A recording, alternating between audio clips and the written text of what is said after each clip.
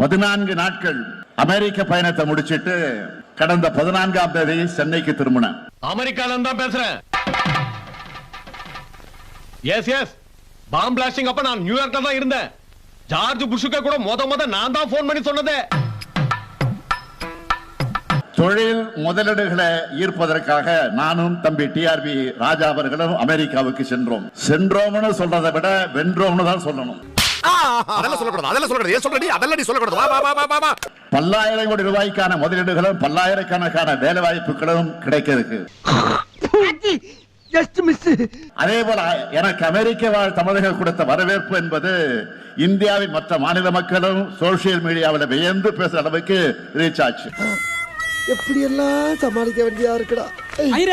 அந்த ஆளு சொல்றது உண்மையா?